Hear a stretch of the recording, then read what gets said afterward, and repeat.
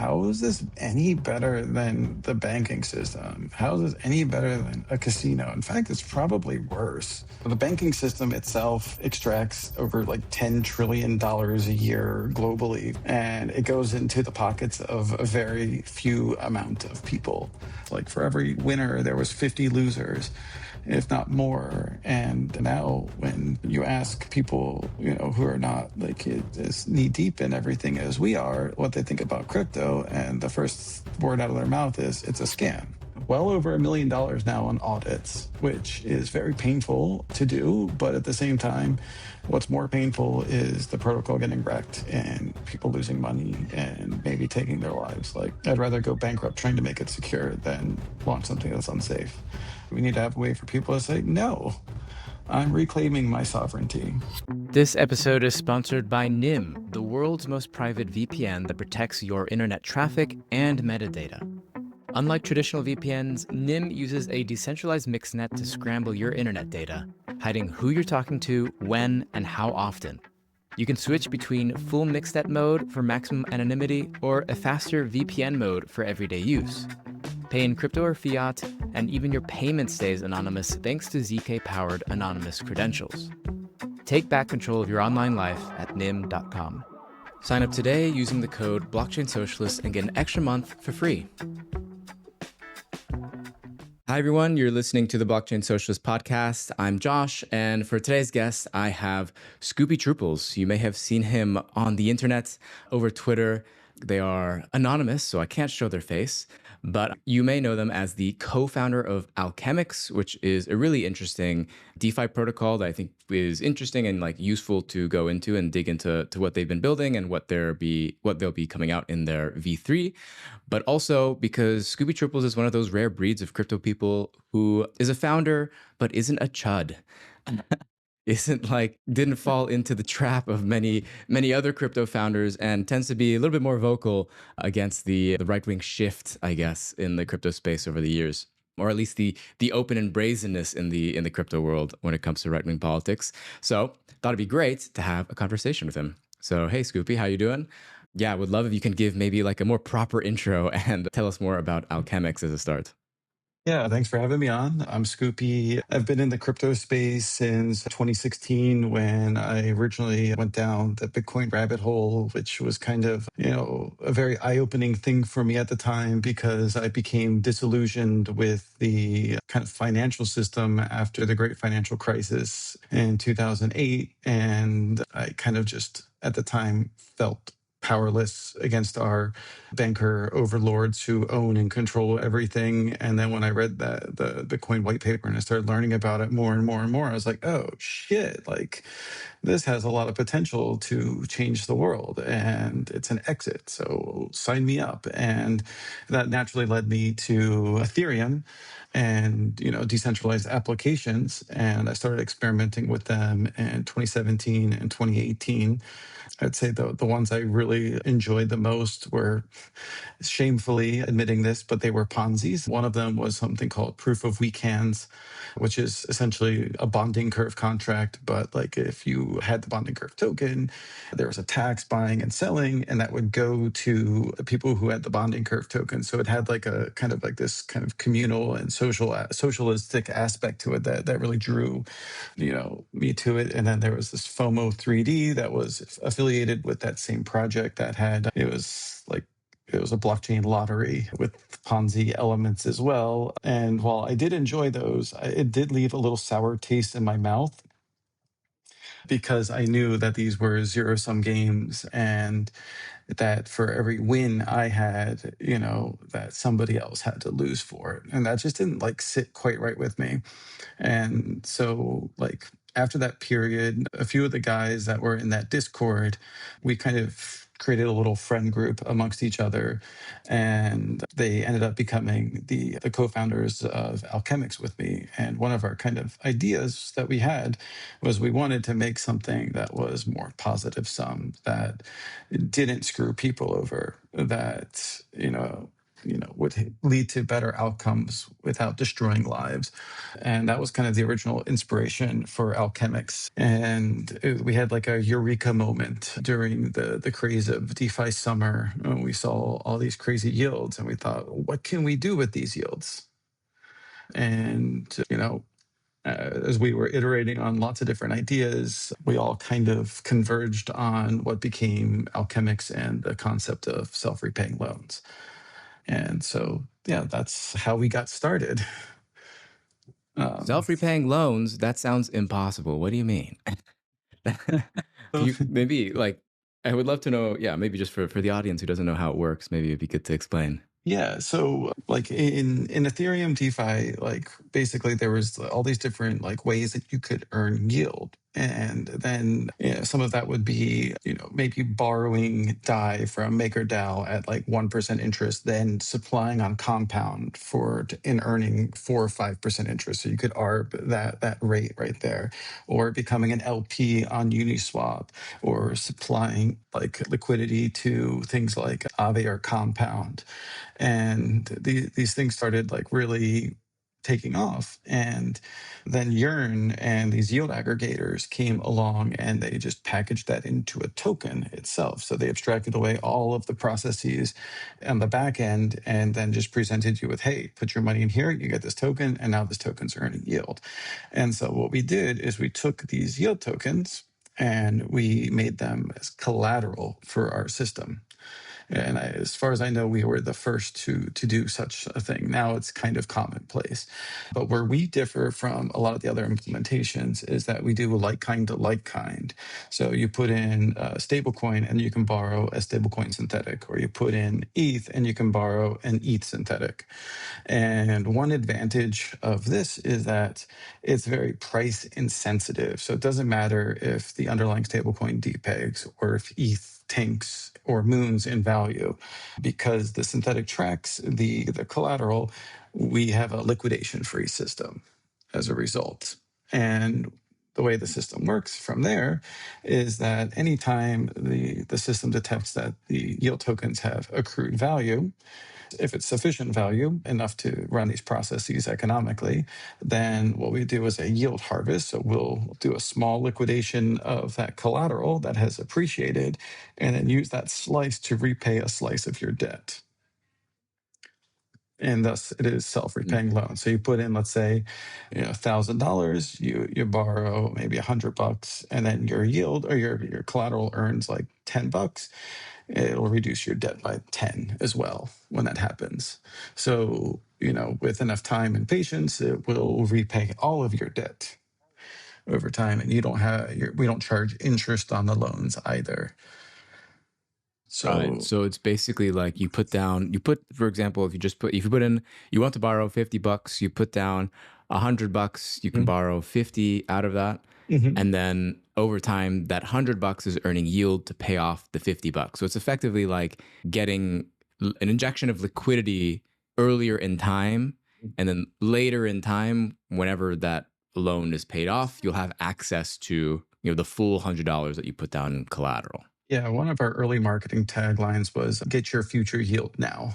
So, yes, Right. yeah. So in that regard, it was kind of like a time arbitrage. And I think when we first designed the system, we designed it, while there was a ground surge and interest in crypto. There was DeFi somewhere. We were in a bull market where the interest was very intense, almost sort of like the interest in AI is now. And like we had made some naive assumptions because we were building in a bull market, and we thought that since everything was working so well, that it wasn't because of any external factors, but because we were geniuses who designed this beautiful, elegant system. But then FTX and Terra Luna and all the stuff went down, and the real bear market came in, and then we realized some of the mechanisms we designed are incomplete. They're not sufficient enough to do that, and it's really put like a kind of a ceiling on how much we can scale. because we also naively launched a token, in the era of valueless governance tokens inspired by Andre Cronje and things like that, and in the era of yield farming. And we're working on correcting that too. That's actually very far along in the pipeline, and how we're going to address that and improve the tokenomic situation for the token. But first things first is like our V3 system, which is coming soon, very soon. It's spent the greater part of the last year in audit, as we are extremely cautious about security, and we want to make sure that we keep our track record of our protocol not being exploited and losing user funds.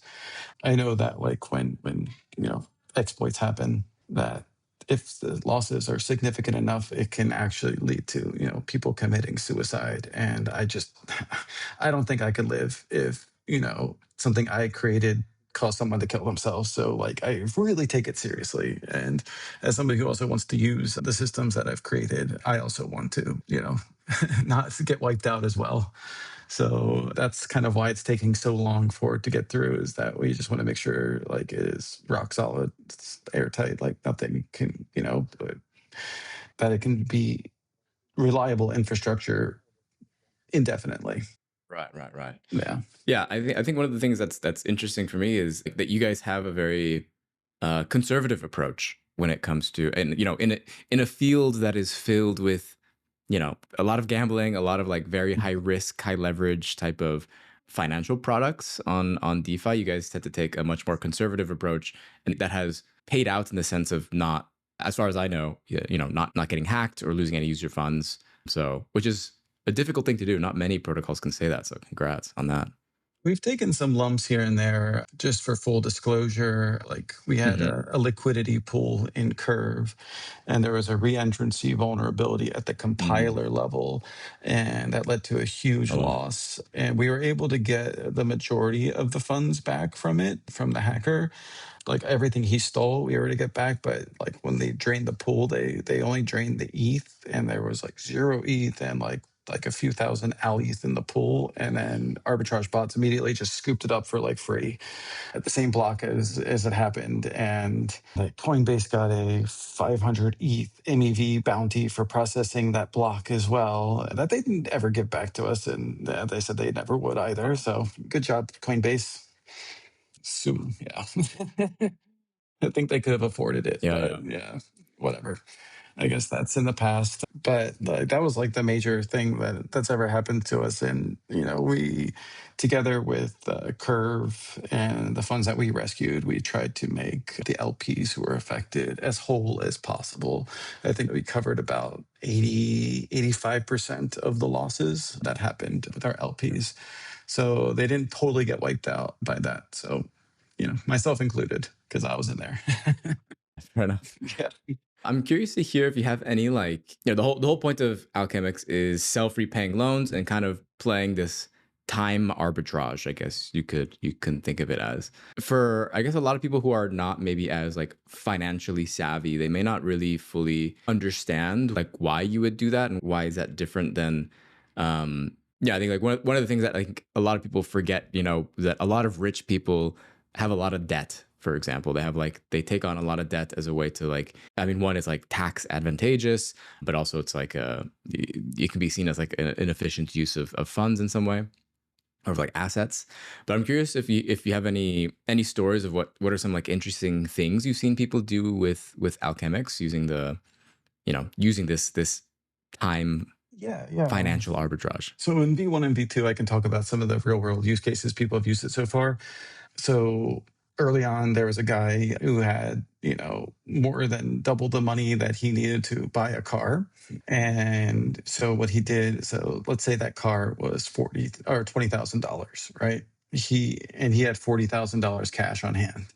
He could have spent that $20,000 cash on hand and just paid for the car outright, and then had $20,000 left over that he could, put in like some type of savings, like, vehicle to earn interest on and stuff like that. But instead, what he did is he put the 40,000 Alchemix and then borrowed 20,000 and then paid for the car using that borrowed money. Now, this borrowed money had no interest on it, and the collateral at the same time, the full 40,000 was earning yield in DeFi. So instead of having a collateral or like a basis of 20,000 to earn from which to earn, he has a basis of 40,000 with which to earn. And then that 40,000 is now servicing his debt. So all the interest from that is servicing his debt. So it's a way for you to, yes, get a time arbitrage for your money. And so you can preserve the kind of advantages of having a larger capital base versus, direct cash spending and then losing that advantage.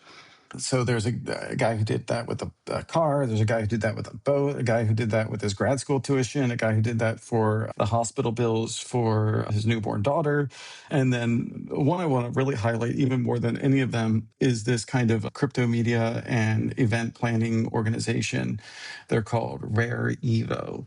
And they originally were like a Cardano initiative, and they've branched out beyond that. And they do Ethereum, they do other things in the ecosystem, and they put on conferences and they do event planning. And they've planned our events for the last few years because one of the guys on their team is a diehard Alchemix fan, and he has stuffed their entire treasury into the Al ETH side of Alchemix. And whenever they need to, borrow things like finance stuff for that, they just borrow what they need and they keep their collateral basis, their principal basis the same and have that service the debt over time. And he said that's helped them really extend their runway. It's not like, Ponzi yield. We're getting, 3-4%, on your ETH. It's, either Yearn, Vesper, or LSTs right now that you can choose from. And the yields have compressed pretty low for them. But at the same time, that 3%, if you have like $1 million in the treasury, that's 30 grand. That might be an event right there that you get to do for free every year because of this system. And it adds up over time. And so, I think that's one I'm really proud of. And they're, just very loyal and always like kind of communicating with us. And people make fun of the guy. His name's Rand because all he does is talk about Alchemix. But I'm happy he does, and I'm happy that his org is also getting value out of it. Other ways people can use it is like in the V1 and V2 system is that we had like a 50% LTV. So you put in 100, you can borrow 50. And so you could take that 50, buy more collateral, put that back in the system, then borrow more and loop that and get kind of like a 2x leverage of your yield in the system that way. And so some people have used that to enhance base yields or multiply them. And I think that's a really good segue for V3 because like it kind of enhances that much more. No, I think that's interesting to mention. I think basically the deal that you're making with Alchemix seems to me you're paying in time, more or less, for this liquidity. So I guess the question for me, I'm not fully sure, is can a user, whenever they take out a loan, are they locked into that loan? Can they drop it, and would there be some sort of penalty for not waiting the full like amount of time or something for it to be naturally paid off? No, not at all. They can repay their debt at any time. The debt is denominated in the synthetic, so they can get the synthetic off the market, buy it up, and repay their debt, or they can use their collateral to repay their debt. And those are both, we call that self-liquidation. And so there's no penalty in doing that at all. So it actually helps the system because the price of liquidity is not free. So having people be able to service that, it creates also another arbitrage opportunity. So if like the synthetic peg drops, they can buy the debt for cheaper than they sold it for and then repay at a discount. So there's advantages to doing that. Right. And so with the V3, is there anything new that people would be able to do with the new system? So glad you asked. Oh, yes. So I think I need to talk about the big limitation of V2 and why we are building V3 is that the peg stability mechanism for V1 and V2 was that the yield that was, liquidated to pay off people's debt would go into this contract called the transmuter. And so what you could do is you could put in ALUSD or ALETH into the transmuter, and then slowly over time, it would convert it to the underlying asset. So you could put it in like the DAI transmuter, the USDC, the USDT, and the Frax one. And over time, the yield from those vaults would essentially convert that asset back to the original collateral. And the big problem with this is that the yield, is a highly variable rate. 1 week it could be 10%, the next week it could be 5%. So we didn't have predictable flows, but also since the only flows were from yield, and yield takes a long time to kind of accrue and for it to process. It's not this immediate like get rich quick type of thing. Is that sometimes the amount of funds that were flowing into the transmuter were not enough to service any market contraction that needed to happen to protect the peg.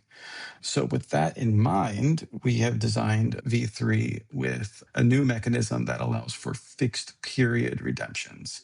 So when you get to the site, you'll see, okay, redemptions are going to take 3 months right now. Okay.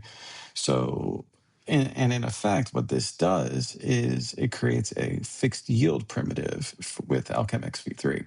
So let's say ALUSD is 99 cents and it's a 3-month redemption. So you're getting that 1 cent arbitrage every 3 months. And if you annualize that, that would be like a 4% fixed yield. And the lower the peg gets, the more attractive and the bigger this fixed yield becomes. And so the demand for the token goes up, which and becomes a self-stabilizing system on its own. And we have one of the levers we have to kind of influence this in the protocol is by being able to adjust the redemption time. So if we're finding 3 months is too long, the peg is drifting too far with that, okay, we can ratchet it down to 2 months. So in that scenario I just described before, that 4% would become a 6%, because of how it arbitrages. And if we go down to, 1 month, that we find that 2 months is too long. 1 month would then turn that rate into 12%. So we do have some very powerful levers to influence the crypto economic systems of it. And on the flip side of this, we have to find some way to guarantee these funds by that date. And the only way to really do this is through redemption mechanisms. So what will happen is as these transmuter positions, these redemption positions start maturing over time, it earmarks a part of your debt that will be essentially, reserved for future redemption. It converts your debt into a different type of debt. And so it's this kind of positional decay, but of your debt. And then when the redemption is called, it will then, for however much that one redemption is proportional to your share of the earmarked debt, it will then take a part of your collateral and then repay the same amount of debt at the same time. So it can transfer that collateral to the person who's doing this redemption arbitrage. And the cool thing about this is that there's, again, another time game, a temporal game being played here, is that because we have these gradual redemptions that happen, but they're being earmarked for later, it's not like as they're being mature, the funds are flowing directly over to the redemption module. It's just keeping track of how much needs to go over there and what everybody's share of that is. So you get to earn on your full collateral in the meantime as that is happening. And your collateral in V3 actually accrues and compounds, whereas in V2 it doesn't. So there are, some certain advantages for this. And I think this balances the system more because in V2 and V1, LPs, like liquidity providers and DEXs, were often taking on a lot of peg risk. And so, and also later borrowers, when the peg was lower, it was less attractive to come in. And so, it didn't balance the system between all the participants, but this new system does. Because if the peg does drift so much, the LPs can be like, okay, I can just withdraw these assets and then redeem them 1-to-1, erasing all of my impermanent loss. So they can feel comfortable, and even DPEGs can become opportunities for them because the nature of these LP tokens is it's kind of like a ratio between tokens, and that determines the price of each asset in the pair. And so if you withdraw on a DPEG, you'll have a lot more ALUSD or ALETH as a result of it. And so you can actually profit from them as well. So it creates a good environment for LPs to feel comfortable, participating in the system. And for future participants, the peg will recover through these mechanisms, creating very good opportunities for them to get into the system and borrow and get the full value of their synthetics when they borrow them. I see. So it's kind of like it's more, am I understanding correctly that it's kind of more of an improvement in efficiency around the use of capital, especially for liquidity providers? Like, I wonder if is there a way that you can interpret what you said for the less financially savvy into like what that would mean for someone in the same way that like Alchemix is used for, people trying to pay, buying a car without necessarily needing to take out, being more efficient with their money, I guess, and not having to take out the same type of loan. Yeah, so there's like two main use cases for this. One is that, yeah, you can do the time arbitrage. You can essentially, earn on your collateral while, spending at the same time, so you can save and spend. Imagine it's like a high interest savings account married with a credit card, but that credit card has 0% interest on the debt that you borrow.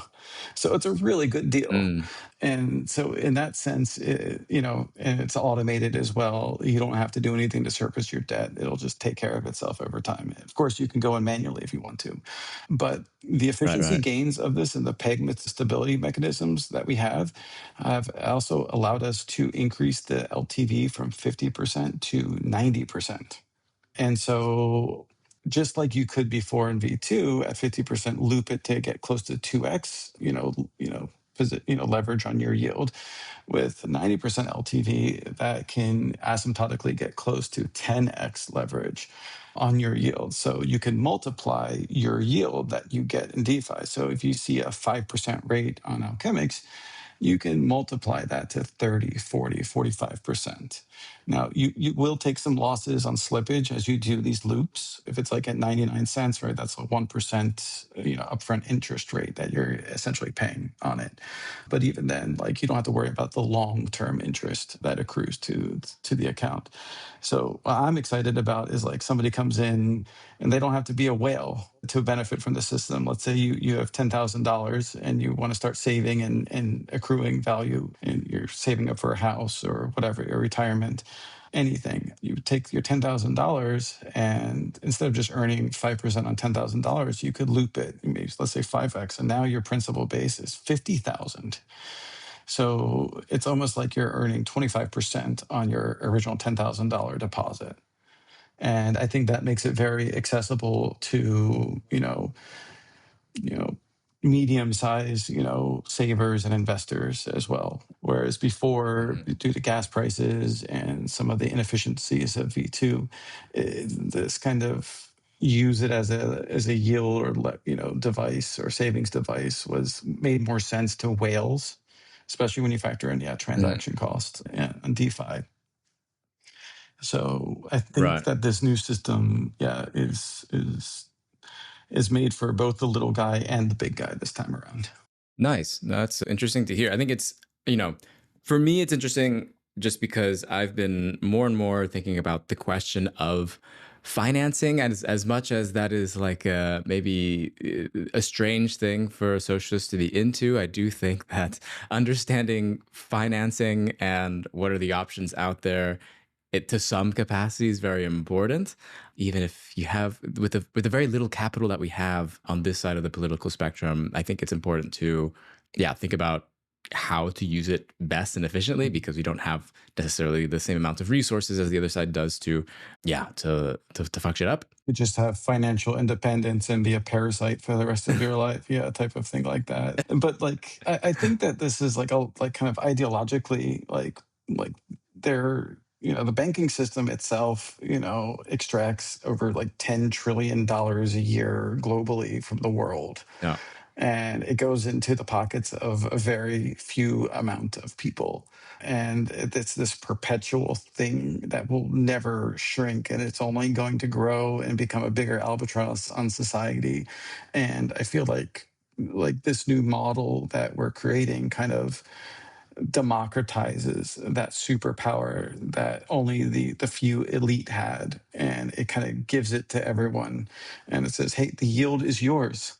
Like, we're not charging you interest. You don't have this this money sucking demon always requiring you to work harder and harder and harder to harvest your energy and your soul from you. And it's sort of saying, like, the yield is yours. It was always yours. And we're just giving you tools to realize that. And like, that's like where I'm at, like, spiritually and ideologically when it comes to, like trying to build cool things in DeFi is like, how can I make things that change structures for the better?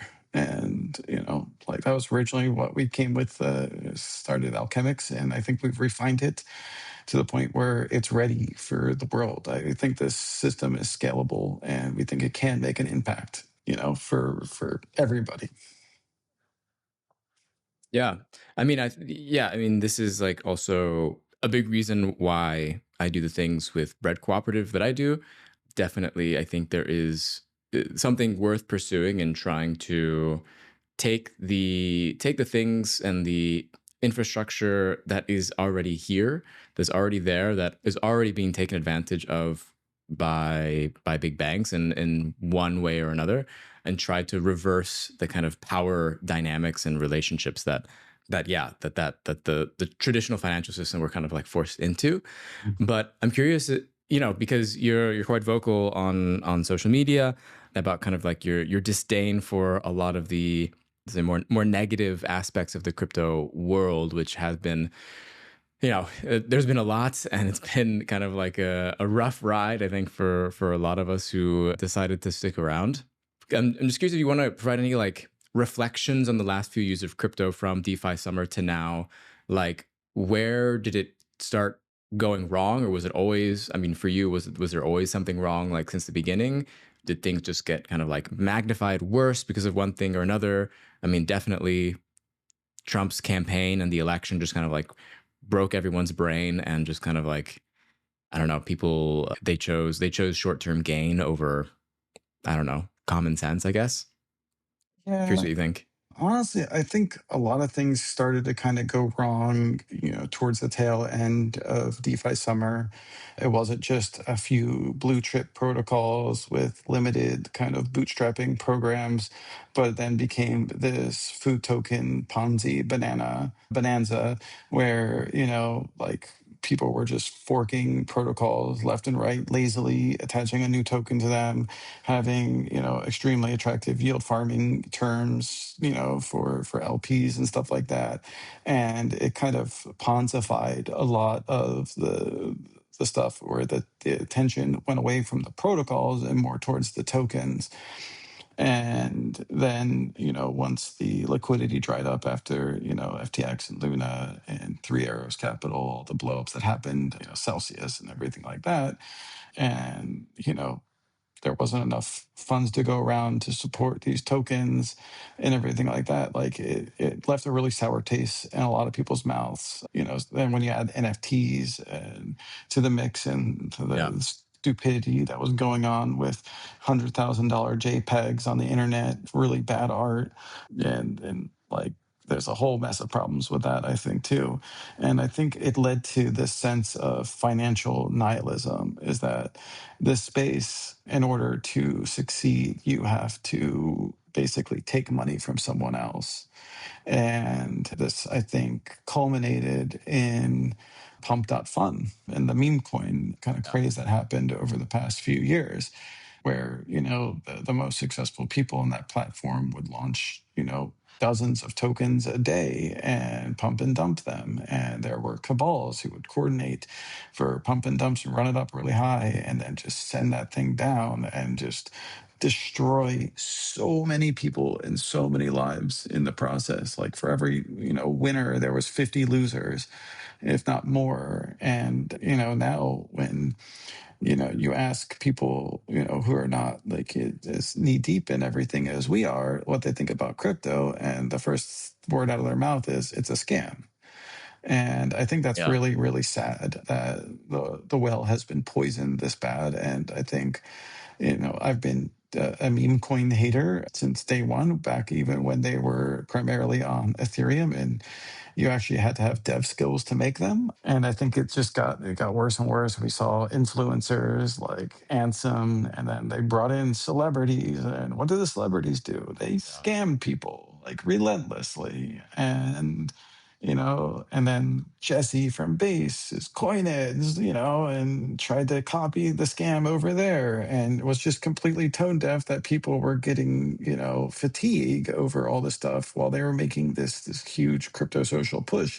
And I just think like this model that it has to be a Ponzi bonding curve in order to monetize content is just so hilariously misguided and very cynical how they went about everything and how they tried to make it into this positive, oh, rah, rah, we're coining things. This is the new version of content going forward. But all it did is just, hurt people financially to the benefit of a very few. And it's just like, how is this any better than the banking system? How is this any better than a casino? In fact, it's probably worse, actually much, much worse. And I think the space is leaning into like the hyper gambling degeneracy, with 100x leverage perps, with these prediction markets that are, they'll try to rationalize why it's not gambling,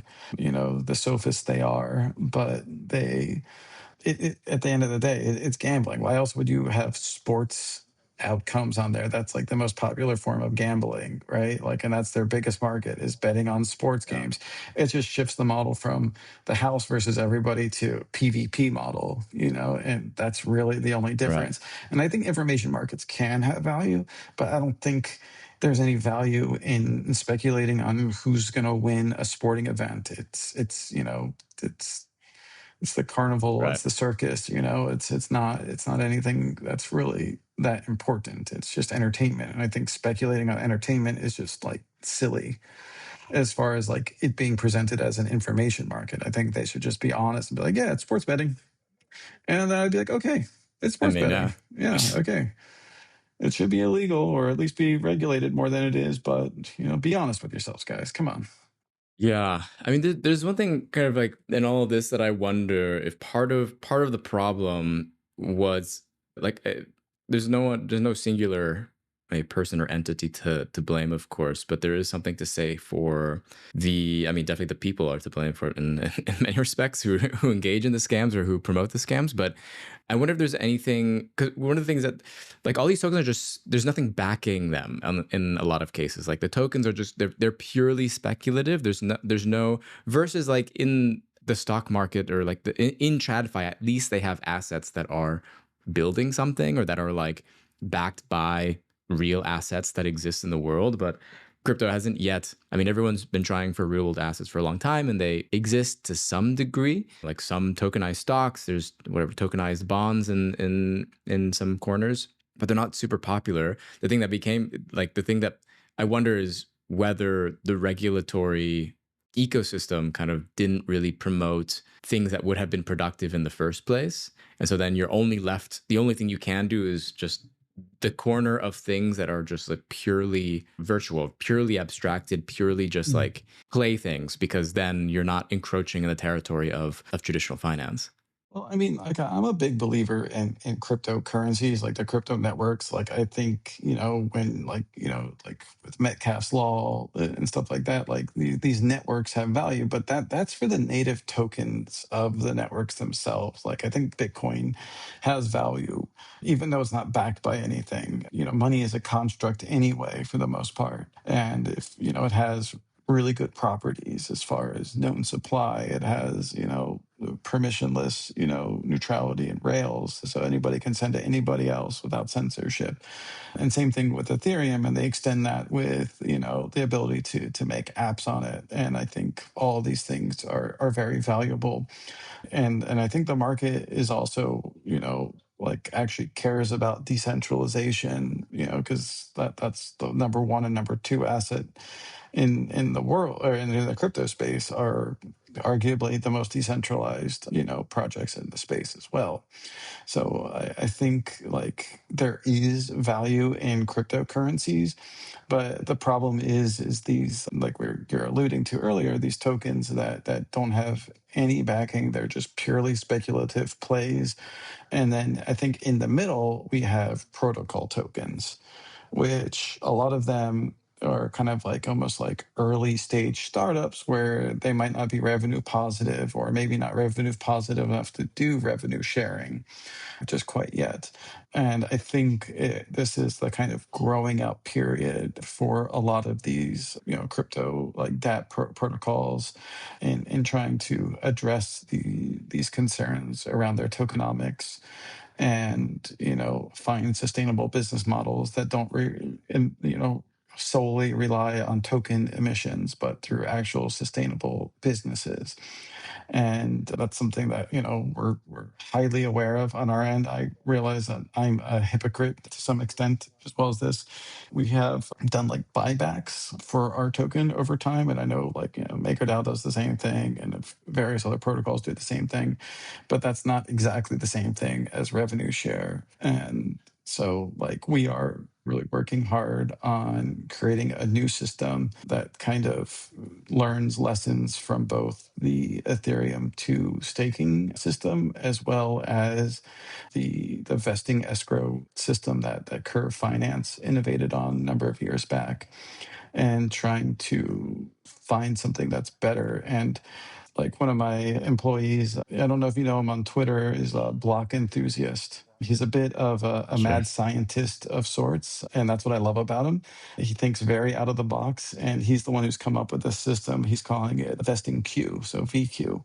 And so it addresses both yield dilution when people pile into something, but also, the amount of time it takes to get out, your commitment to the system. And so as a queue getting in and out, and then once you're in that and you're vested into the queue, into the system, you kind of have like these kind of senatorial powers of governance and a share of revenue. But the really, really, really cool thing, and this allows, for governance disputes to be really elegantly handled, is that this queuing system is recursive. So sub-DAOs can permissionlessly spawn from it, and they'll start having revenue streams directed to them for their initiatives. So, if Aave had this system, maybe ACI and, Ava Labs wouldn't have defected from Aave, because there could have been room for disagreement between them while still staying under the Aave umbrella. And we're going to be releasing a lot of research stuff. This is going to be completely copyleft, open source stuff that we want to give as a gift to the world. It'll be out later this year. It's approaching audit at this point, but we're not sure how long that's going to take. Of course, it's always Right. impossible to give accurate timelines if you're trying to do it Sure. securely in the space. But and part of this VQ system are revenue streams. Like we could have a sub-DAO for AlUSD, a sub-DAO for AlEth, or a sub-DAO for any new product that we want to launch, or any other sub-DAO initiative. And then the revenue that those sub-DAOs generate will then go to the people who have invested into those sub-DAOs. So there's like multiple revenue streams. There's lots of really cool properties about this, and it gives people signal, it gives people agency, and all this stuff is going to be fully on chain once it's all ready. So we're really excited for that stuff, and we think that definitely a prerequisite for this working is a protocol that has revenue. But there's a lot of them out there that do, and so like I think we're going to mature. There needs to be growing pains. Some people need to get wiped out. It's very unfortunate that we saw Balancer essentially throw in the towel earlier today. And that really hurts me, because I Yeah. love those guys. And, I think they're one of the most cracked and talented and innovative teams in DeFi.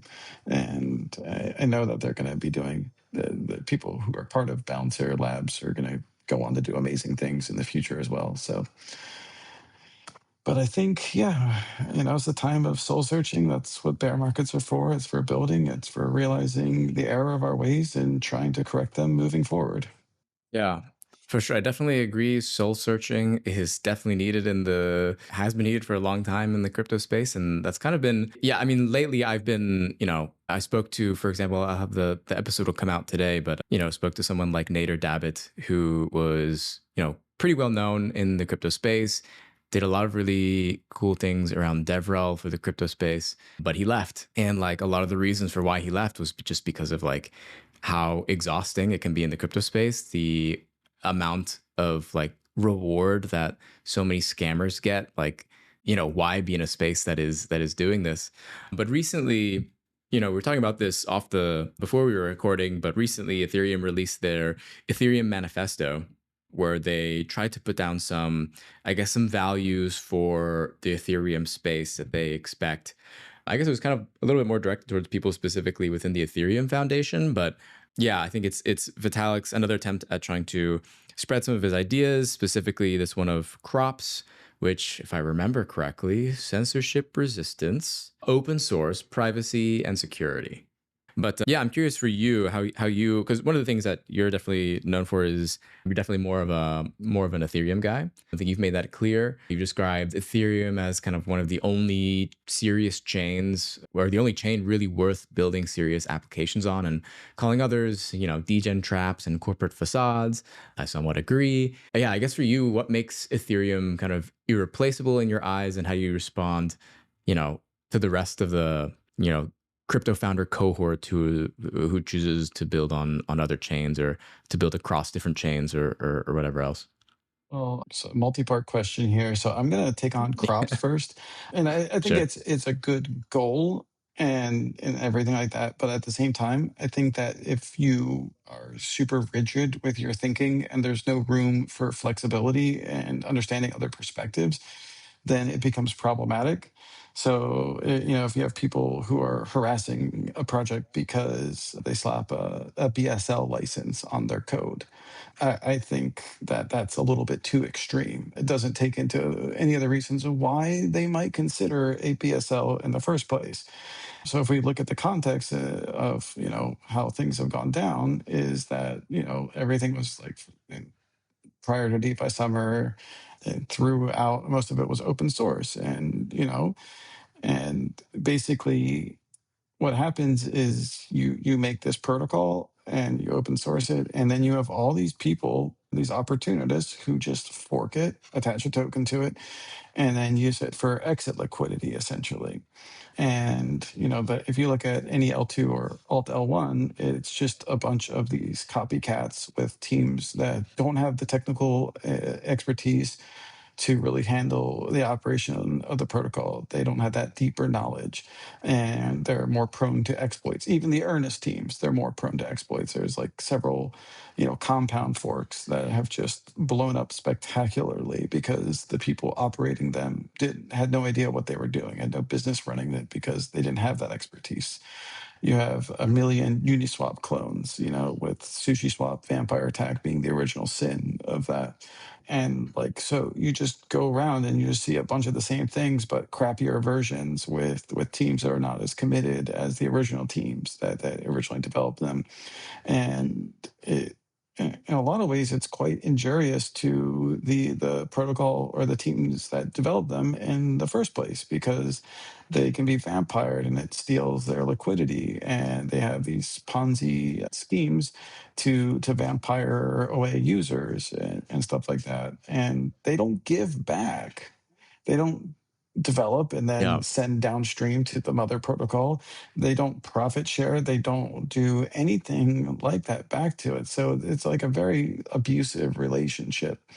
And in that regard, I think, protecting your IP can make a lot of sense, because if you are the one who can grant the license to other people because you have a BSL, then you can make sure whoever's forking you is aligned, that they might come to an agreement about, sharing things, because they have this advantage of not having any of the cost of R&D and audits and everything like that the original protocol did. Like for Alchemix V3, we've spent over $3 million on R&D for it, between developer salaries and audits. It's not cheap, but we've really we've used a lot of our runway trying to really make this good, and spending like well over $1 million now on audits, which is very painful to do. But at the same time, what's more painful is the protocol getting wrecked and people losing money and maybe taking their lives. Like, so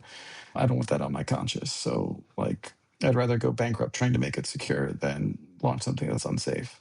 And for that reason, we are having a 2-year exclusive like BSL license. We'll have like a friendly fork framework. So if anybody wants to fork us, there's some very basic things like boilerplate things they could agree to and just get the license automatically, or they can work with us and negotiate something that works between both of the teams. We'll be super flexible about it, as long as we like the other people and we think that they're trustworthy and their intentions are good.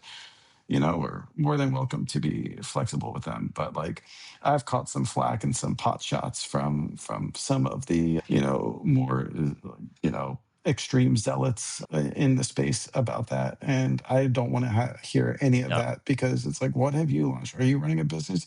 Are you supporting this? The livelihoods of a dozen or more people? No. Okay, then, like, please, like, you have no grounds to criticize.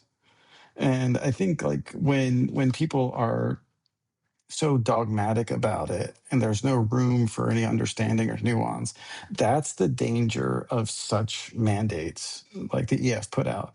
Because there are those who are just like so hardcore, whatever Vitalik says, there's just aye, captain, without thinking twice. And I think that's kind of like antithetical to the ethos of Ethereum as this open ecosystem anyway. And I understand this is more directed towards the EF and stuff like that. I'm choosing to view it as kind of like a spiritual recommitment to our values. And I agree with a lot of it, but I just think that there needs to be some room for nuance and for people not to be, extremists about it. Yeah, I think what's really peculiar about it, it's like I don't disagree with definitely a lot of the principles around crops. I definitely hear you on the open source stuff, and I tend to agree. I think I don't know if you've ever heard of Copy Far Left, which is it's an open source ish license where instead you're only allowed to fork it if you are like a cooperative or a nonprofit, or like or if you are a business, then you're required to pay basically you're required to contribute to the original creators of the IP. But which I think is like totally fair to me. I think this is the kind of like this naive open source culture that is actually been part of the problem in cryptos, is my view. But yeah, if you look at the manifesto, it's very, I don't know. I mean, I think the thing that like really irks me the most is how clearly inspired by like Milady stuff, like at least as far as graphic design. I think the graphic design just really turns me off, which is maybe like not looking at the content enough, but I think it says something about when they were making it, and also like you said, the kind of almost like religious nature. But I think it's like it says like seppuku open source license or something like that, or if you don't do open source, you have to commit seppuku or whatever. Like, I guess like like I understand it's like partially, I assume partially in jest, right? Like, you can't be fucking serious about this, but also makes it it's hard to take seriously, is my feeling. That like, if I took this manifesto and I tried to show anybody else outside of the crypto space, they're gonna laugh. They're gonna be like, what the fuck is this? I think they would not be able to take it seriously because of like how they're presenting it. For the presentation, I think was a bad call. Even though I think many of the values in there are interesting. I think there's a lot of nuance in how they presented it in contextually. But yeah, I think the biggest thing for me is like, I don't know. I really don't understand why there are people in the Ethereum Foundation who are into the Milady stuff. But yeah, neither here nor there. I have an episode already there. Gonna catch so much flack. Yes, yes. I mean, I go back and forth on love and hate Milady. Honestly, like in some ways, like I'm down with it, and like I like how like subversive it is. But then some of the crowd it attracts are like really like Nazi adjacent or fascist adjacent. And, even like, the leader of Lady Charlotte Fang is like admitted to working for Palantir, which is like, I think, highly problematic, because I think they're like one of the most evil organizations in the entire world. So it's like, is that where you guys are spiritually trying to align? Really? Maybe rethink that a little bit. And it's not all Miladies. There's like a lot of my friends in the crypto space, rock a Milady profile, and they're very nice and very good people who are not fascists at all. If anything, they're very left leaning. But at the same time, it's like, I always like to say to my children, like, look around at your friends. This is your future, right? And so choose your friends wisely. And in a spiritual level, like Indra's web, it's like this giant spider's web, and at every single intersection there's like a gem with those facets that then reflect all the other gems in the tapestry. And so like we're a piece of everyone else who's around us. And if we're associating with people that have such ties, then we can't help but be associated with them by others, and also probably influenced by some of their less than ideal ideologies. And so I think, for that to be like this core Ethereum cypherpunk, ethos is Milady, it's like maybe we should rethink that a little bit, or refine it, or distance a little bit from it, like, because it's not all, there's a lot of bad that I think is associated with it as well. So I'll just leave it there. And if I say Yeah. much more, I'm going to be brigaded by a bunch of Miladies next time I make a tweet. So I mean, I've been brigaded before. It was okay. That was fine. The thing is that because I did an episode a couple years ago where a friend of mine kind of infiltrated their group in a sense, joined the Miladies and was in on the inside and went to the parties and did all this stuff and just like revealed a lot of information about it. It was really funny because then the Milady people they all listened to the podcast episode, on a Twitter space, and they were all like, "Yeah, that's true, but fuck them." It's like they couldn't deny anything that he said, and like about how weird and like fucked it is. But and then I had a bunch of people who were in Miladies who were like trying to feed me information on stuff. So I've been to a couple of the Milady parties, and there's always some weird vibe that did not agree with me at all. And I was like, I got to get out of here. Like, yeah, and just like yeah, the party that they did for Trump, one that they sponsored, the thing with clavicular. Like I hate that I know this. I know, It's like a few man. weeks ago or whatever, hurting my brain. But before we go, I mean, we don't need to go too far deep into that. I think it would be actually more interesting, for kind of like to end it off. I'm curious from your perspective, what are the things that you would like to see for DeFi in the future in the next 10 years? Like, what do you think? What do you think that looks like in your, the optimal vision for you? What I want to see really is, people being true to like crypto native applications and building an on chain economy. I think inviting TradFi into Ethereum is a kind of a double edged sword where, as it's not just stable coins are added to the system, it's more like they supplant the crypto native assets that are already there. So we see this already with centralized stable coins kind of dominating versus decentralized stable coins, and then people preferring to hold and trade with stablecoins instead of crypto native assets, thus reducing demand and the network effects for those crypto native assets. And especially in a proof of stake system, it's kind of self-referential in a way, in that like you need to have the token, the network token, have value for the network to have security. And Ethereum at $30 does not work. I'm sorry, but it does not. So I think, like people committing to that and not taking shortcuts, not taking the CDFI shortcuts where they just have a few dudes on a multi-sig or an MPC server running everything instead of actually like on-chain code. And we saw with Resolve just a couple of days ago, another example of one of these kind of CDFI platforms, which really did a good job of fooling people into thinking like it was actual DeFi, like blowing up because whether it was an inside job or not, the key got leaked and it was used to exploit the protocol. It was just one EOA that got leaked. and compromised, like not even a Gnosis safe 3 of Wow. 5. And I think people taking these shortcuts to chase narratives, and then this whole like, everything needs to be a stable coin, and this kind of push for genius acts, regulated stable coins. I feel like it's going to push crypto native assets out of the way, and Wall Street will start to cannibalize and absorb, crypto networks.